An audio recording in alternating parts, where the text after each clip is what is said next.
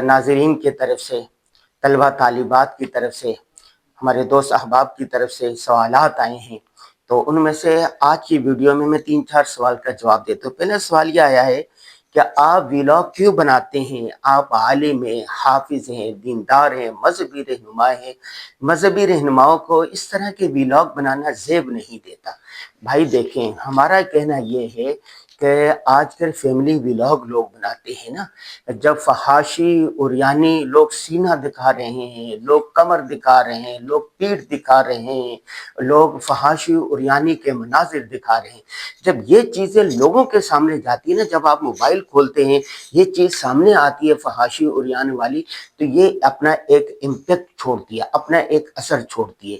اسی طرح جب ٹوپی آئے گی، داڑھی آئے گی، قرآن پاک آئے گا، مطالعہ آئے گا، اللہ رسول کی بات آئے گی، روزہ رسول آئے گا، بیت اللہ شریف آئے گی، تو کیا یہ اپنا اثر نہیں چھوڑے گی؟ یقیناً یہ بھی اپنا اثر چھوڑے گی۔ ہمارے ویلاگ میں ہوتا کیا ہے؟ قرآن، حدیث، مطالعہ، اللہ، نبی کی بات، داڑھی کی بات، ٹوپی کی بات، سنت کی بات، لوگوں کو ہدایت دینے کی بات، تعلیم کی بات، تربیت کی بات۔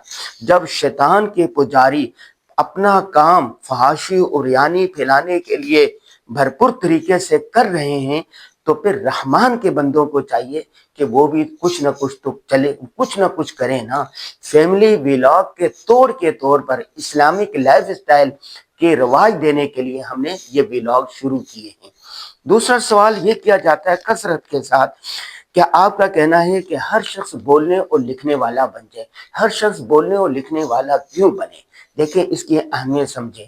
قرآن پاک کی جو پہلی وحی نازل ہوئی تھی اس میں کیا کہا گیا تھا؟ علم بالقلم، لکھنے کی اہمیت تھی۔ اور سورہ رحمان میں کیا کیا؟ علمہ البیان، بیان کو سکھایا گیا ہے۔ دو بول اور لکھ کر انسان اپنا اظہار معافی ضمیر کر سکتا ہے۔ آپ کے پاس علم ہے، ہنر ہے، فن ہے، وہ آگے دوسری نسلوں تک کیسے پہنچائیں گے؟ حدیث پاک میں آتا ہے نا کہ بلغوا عنی ولو آیا، اگر تمہارے پاس خیر کی، بھلائی کی کوئی ایک بات بھی ہے تو وہ آگے پہنچا دیں۔ آگے پہنچانے کے 9 مختلف ذریعے ہیں، لیکن 2 آسان ذریعے بول کر اور لکھ کر آگے اپنا پیغام پہنچانا ہے۔ اس لیے ہماری تحریک ہے کہ ہر اہل علم اور اہل فن بولنے اور لکھنے والا بن جائے۔ تیسرا سوال یہ ہے، کثرت سے کیا جاتا ہے کہ آپ اپنے مضامین میں اور ویڈیوز میں سفر کرنے کی اہمیت اجاگر کرتے ہیں اور ترغیب دیتے ہیں کہ سفر کریں۔ دیکھیں، سفر وسیلہ ظفر ہے۔ قرآن کی ایک آیت کا مفہوم ہے، ایمان والو، اگر تم پر کوئی زمین تنگ کر دی گئی تھی تو تم نے وہاں سے دوسری جگہ پر ہجرت کیوں نہیں کی؟ بہت سی جگہ پر آپ کاروبار شروع کرتے ہیں، کام نہیں چلتا، لیکن وہاں سے دوسرے شہر کی طرف چلے جاتے ہیں، دوسرے ملک کی طرف چلے جاتے ہیں، دوسری جگہ پر چلے جاتے ہیں، تو وہاں پر آپ کا کام چل پڑتا ہے۔ دوسری بات یہ ہے کہ جب آپ مختلف ممالک کا سفر کرتے ہیں، مختلف شہروں کا سفر کرتے ہیں، تو نئی نئی چیزیں آپ کو سیکھنے کو ملتی ہے۔ قرآن پاک میں جگہ جگہ حکم دیا گیا ہے، کل سیرو فی الارض، کہ زمین کی سیر و تفریح کرو، گھومو پھرو۔ دیکھو اللہ نے کیسی کیسی کائنات بنائی ہے، اور جو اللہ کے ماننے والے تھے ان کے ساتھ کیسا اچھا انجام ہوا ہے، جو اللہ کے ماننے والے تھے نہیں تھے وہ کس طرح تباہ و برباد ہوئے۔ اور جب آپ سفر کرتے ہیں تو آپ کا ذہن کھلتا ہے، آپ کی وسعت نظر بڑھتی ہے۔ تو اس لیے سفر وسیلہ ظفر ہے، سفر سے کامیابی ملتی ہے۔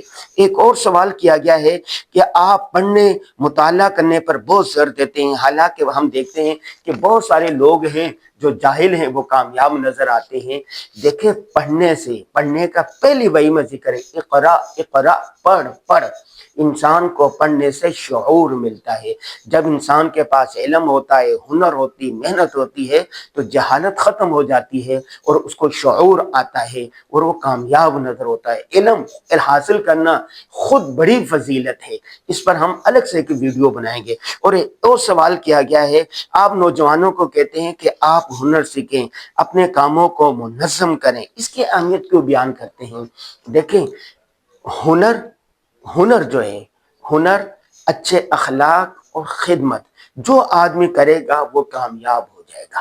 ٹھیک ہے، جو اچھا آدمی ہے، حسن اخلاق والا ہے، اس کا زہر بھی بک جاتا ہے۔ جو بد اخلاق آدمی ہے اس کا سونا بھی نہیں بکتا۔ ٹھیک ہے، ہنر جس کے پاس ہے وہ بادشاہ ہے۔ آج آپ نوکری کر رہے ہیں، ادارہ بند ہو گیا یا ادارے نے فارغ کر دیا، آپ کے پاس ہنر ہے، دوسری جگہ نوکری ملے گی، تیسری جگہ نوکری ملے گی، چوتھی جگہ پر آپ کو نوکری ملے گی۔ اور منظم میں اس لیے کہتا ہوں کہ اللہ تبارک و تعالیٰ نے پوری کائنات کو 2 اور 2 4 کے اصولوں کی طرح منظم بنایا ہے۔ جب آپ اپنے آپ کو منظم کریں گے، اپنے کاموں کو منظم کریں گے، ٹائم مینجمنٹ سیکھیں گے، تو کم وقت میں زیادہ کام کر لیں گے۔ جیسے بال ہے، بکھرے ہوئے ہوں تو کتنے برے لگتے ہیں، لیکن بال آپ کے سلجھے ہوئے ہیں، کتابیں آپ کی ترتیب سے رکھی ہوئی ہیں، سارا کام آپ کا منظم ہے، تو کم وقت میں زیادہ کام کر لیں گے۔ نماز میں جو کہا گیا کہ صفیں سیدھی کریں، یہ کیا تنظیم سکھائی گئی ہے، نظم و ضبط سکھایا گیا ہے۔ کہا کہ نا اقیم الصلاۃ، نماز کا ماحول پیدا کرو۔ جب کسی چیز کا ماحول ہوتا ہے اور کسی چیز کی تنظیم ہوتی ہے تو کامیابی اس کے قدم چوم لیتی ہے۔ یہ ہم نے 5 سوالوں کے جوابات دیے۔ میرے پاس 150-200 سوالات آئے ہوئے ہیں جو نوجوانوں نے پوچھا ہے، طلبہ طالبات نے پوچھا ہے، ہمارے فالوورز نے پوچھا ہے۔ انشاءاللہ وقتاً فوقتاً آپ کے سوالات کے جوابات دیتے رہیں گے۔ آپ سے آخری درخواست یہ ہے کہ کوشش کریں آپ کو جو سوال ہو اس کو ویڈیو صورت میں، ریل فارمیٹ میں 5 سے 10 سیکنڈ کے اندر آپ بھیج دیں۔ انشاءاللہ ہم اپنے منی ولاگ میں اس کو ذکر کریں گے۔ سوال کرنا آپ کا حق ہے۔ فَاسْأَلُوا أَهْلَ الذِّكْرِ إِن كُنتُمْ لَا تَعْلَمُونَ، اگر تمہیں معلوم نہیں ہے، علم نہیں ہے، تو اہل علم سے پوچھ لو۔ سوال کرنا آپ کا حق ہے، بس ایک شرط ہے، تمیز کے ساتھ ادب کے دائرے میں رہتے ہوئے آپ ویڈیو بنا کر بھیجیں یا کمنٹ کر دیں یا ٹیکس کریں، کسی بھی طریقے سے بھیجیں، آپ کو بالکل اس میں آزادی ہے۔ بہت شکریہ۔